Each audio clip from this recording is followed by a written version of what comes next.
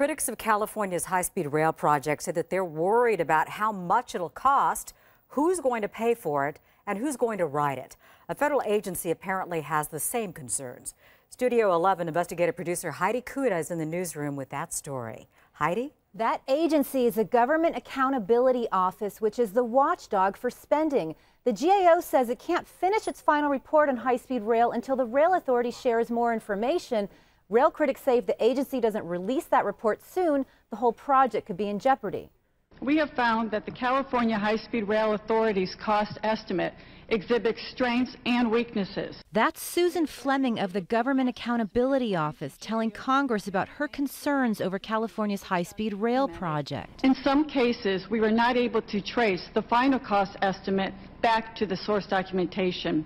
In her preliminary report to Congress last month, she said the GAO didn't have enough information to complete its cost estimate report.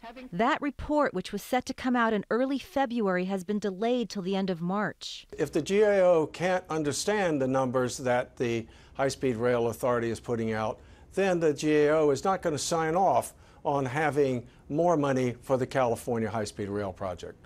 Consultant William Grinley and his partners have authored 36 reports on the finances of California's high-speed rail. He's in Washington meeting with the GAO and other political leaders. Our work has simply been to detail that, to show that the authorities' numbers are not sustainable, to show that the authorities' work has no basis in fact, and to continue to bring that message in my trips to Washington, to work through both sides of the aisle, to show them that this project is toxic.